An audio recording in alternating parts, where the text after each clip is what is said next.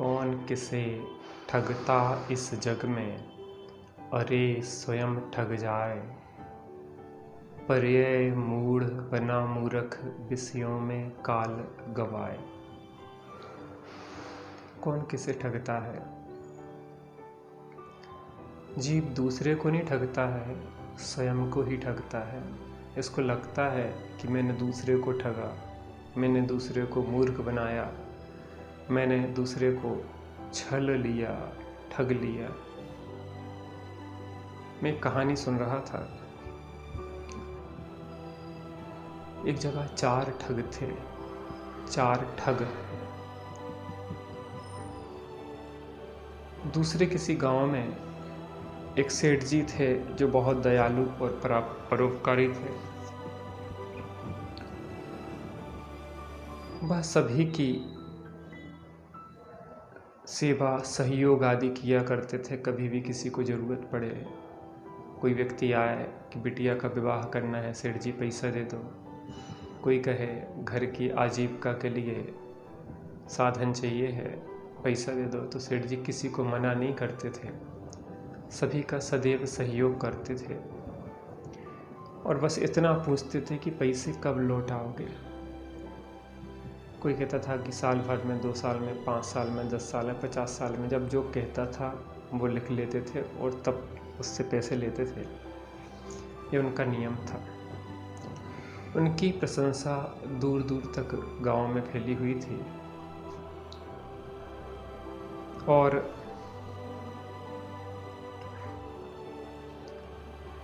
जो 4 ठग थे दूसरे गांव में, उनने भी उन सेठ जी की प्रशंसा सुनी और उन्होंने सोचा कि एक काम करते हैं, सेठ जी को अपन ठग लेते हैं। ठग व्यक्ति और क्या सोचेगा, दूसरों को ठगने का ही सोचेगा। और चारों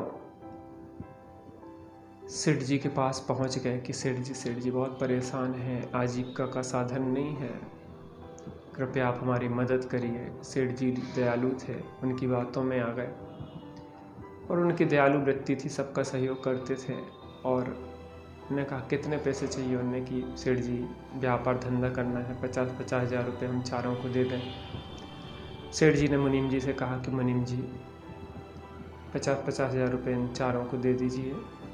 मुनीम जी ने पैसे दिए और पूछा उनसे कि भैया पैसा कब दोगे। उन्होंने कहा दे देंगे, अगले जन्म में दे देंगे।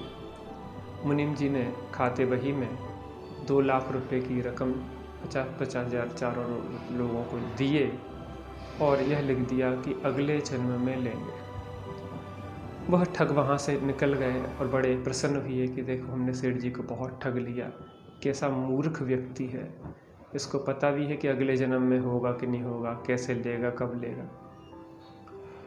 शाम का समय था, उनने गांव के किनारे ही अपनी रात्रि बिताई और वहाँ पे अर्धरात्रि को उन चारों की नींद खुली। 2 बैल आपस में बात कर रहे थे कि भैया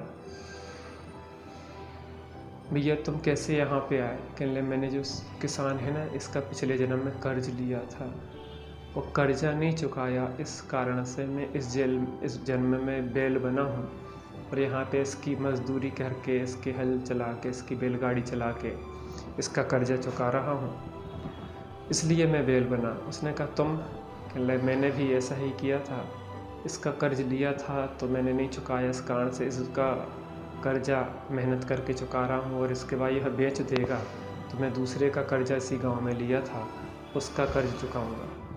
इतनी बात सुनी उन चारों ठगों ने और उन्हें समझ में आ गया कि हमने जो मायाचारी की है, उस मायाचारी मक्कारी बदमाशी का फल हमें बैल बन के चुकाना होगा।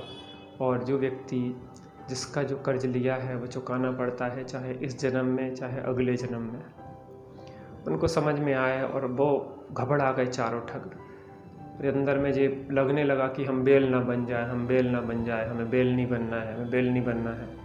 सुबह से प्रातःकाल सेठ जी के पास पहुंच गए। सेठ जी ये पैसा लो।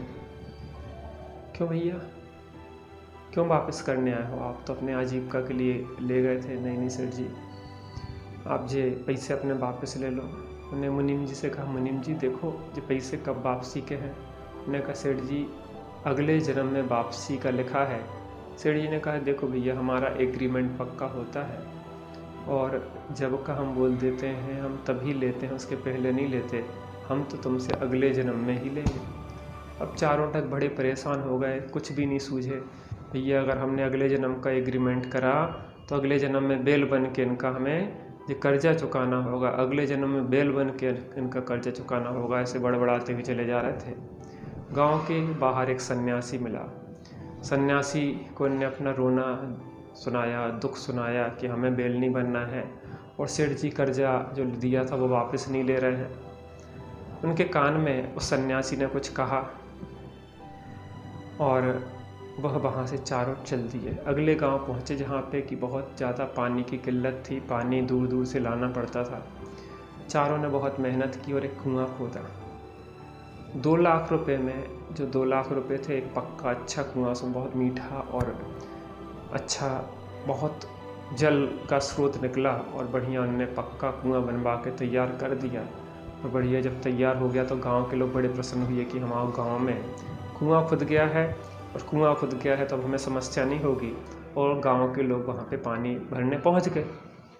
जब पानी भरने वो पहुँच गए तो वो चारों लोग जिनने कुआं खोदा था, जो ठग थे, वो चारों डंडे लेके, लट्ठे लेके खड़े हो गए कि हम पानी नहीं भरने देंगे। हमने कि भैया खोदा क्यों है? कहने लगे हमने थोड़ी ना, हमारा थोड़ी ना है ये कुआं, कुआं तो है सेठ जी का। सेठ जी से अनुमति लेके आओ तब पानी भरने देंगे।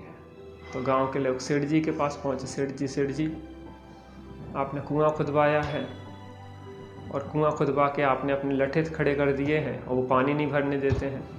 वो कह रहे हैं सेठ जी से जब तक अनुमति नहीं मिलेगी तब तक पानी नहीं भरने देंगे। तो सेठ जी ने कहा हमने तो कोई कुआं नहीं खुदवाया। नहीं, चलो आपके आदमी खड़े हैं वहाँ पे, आप बात कर लो सीधे सीधे। सेठ जी पहुँचे, जैसे ही देखा कि अरे वो ही 4 लोग हैं। नहीं सेठ जी, या तो कर्जा माफ़ करो या फिर हम पानी भरने नहीं देंगे। अब सब जनता सेठ जी के ऊपर चढ़ बैठ रही कि आप पानी भरने दो, हम लोग प्यास से त्रस्त हैं, इतना अच्छा पानी, इतना मीठा पानी और इतना अच्छा स्रोत निकला है पानी का और ऐसा बार बार नहीं होता है, पानी भरने दो, पानी भरने दो। आखिरकार सेठ जी को कहना पड़ा कि भैया तुम्हारा कर्जा चुका। वो चरणों में सेठ जी के गिर गए, क्षमा याचना करी। सेठ जी, हम आपको ठगने आए थे लेकिन हमें महसूस हुआ कि शायद हम स्वयं ठग गए हैं। ऐसे ही हमारे जीवन में होता है, हम दूसरे को ठगते हैं, दूसरे को मूर्ख बनाते हैं, लेकिन वास्तव में हम स्वयं मूर्ख बन जाते हैं, हम स्वयं ठगाए जाते हैं। मनुष्य पर्याय का व्यय होता है और त्रियंज पर्याय की उत्पत्ति होती है, अर्थात हम भविष्य में गधा, सुअर, कुत्ता, हाथी, घोड़ा आदि बनेंगे, दूसरे का बोझा ला देंगे। मायाचारी, मक्कारी, बदमाशी के ठग के परिणाम से पशु बन जाएंगे हम। मनुष्य पर्याय जो कीमती है वह खो देंगे और जो पशु पक्षी की पर्याय है उसमें हम चले जाएंगे। बात इतनी सी है, व्यक्ति स्वयं को ठगता है, दूसरे को नहीं ठगता है। हमारे जीवन में भी जब हमें लगे कि हम दूसरे को ठग लें, दूसरे के साथ बदमाशी कर लें, कुछ का कुछ कर लें, ज़्यादा बता दें, किसी भी रूप में हमारे जीवन में अगर मायाचारी चलती है, दूसरे को ठगने का भाव चलता है, तो वर्तमान में भी वह ठगने का भाव हमारी आत्मा को कष्ट देता है, दुख देता है, पीड़ा देता है और भविष्य में के लिए दुखद कर्मों का आश्रय बंद करता है।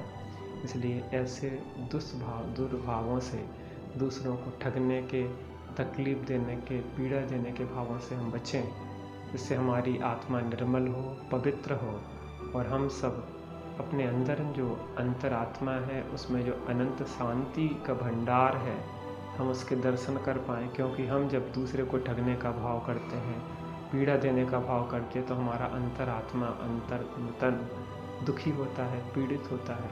इसलिए हम दूसरे को नहीं ठगते, अपने को ही ठगते हैं। हम दूसरे के लिए कुछ भी नहीं करते, चाहे अच्छा हो चाहे बुरा हो, वस्तुतः वह हमारे पास ही लौट के वापस आता है। हम दीवार पे जितनी तेज़ी से गेंद फेंकते हैं उतनी तेज़ी से वह हमारे पास आती है। ऐसे ही हम जैसा दूसरों के साथ करते हैं वही वापस हमारे साथ आता है। तो ऐसे ठगी, मायाचारी, छल कपट आदि के परिणाम छोड़ें और अपने चित्त को, अपने हृदय को उज्ज्वल और निर्मल बनाएं। इसी निर्मल भावना से